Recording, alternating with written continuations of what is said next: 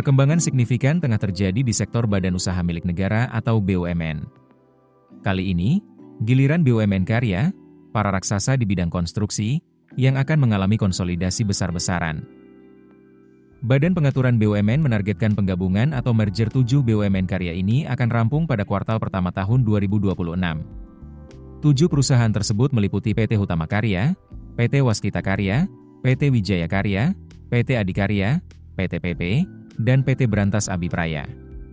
Nindya Karya juga disebut terlibat dalam rencana ini. Wakil Kepala BP BUMN, Aminuddin Ma'ruf, menyatakan bahwa proses merger masih terus berjalan. Ia bahkan tidak menutup kemungkinan aksi korporasi ini akan menghasilkan 3 induk usaha BUMN karya yang akan bergerak di bidang yang berbeda-beda, sesuai dengan kajian yang sedang dilakukan. Namun, Aminuddin enggan merinci lebih jauh perkembangan merger ini. Alasannya, beberapa BUMN karya berstatus perusahaan terbuka di Bursa Efek Indonesia, sehingga pengumuman detail harus menunggu waktu yang tepat.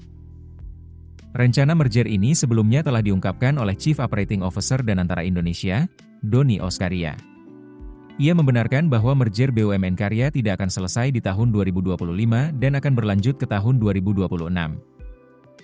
Tantangan utama yang dihadapi dalam proses merger ini adalah kondisi keuangan para perusahaan pelat merah tersebut.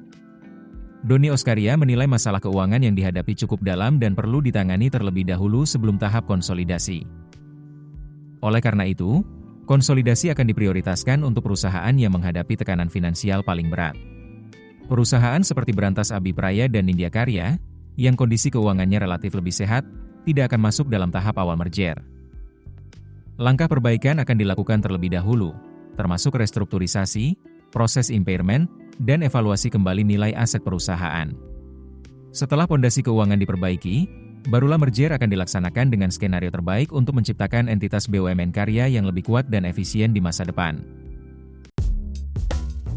Keputusan bisnis terbaik datang dari data, bukan tebakan. Mudah berlangganan Business Insight dengan subscribe with Google.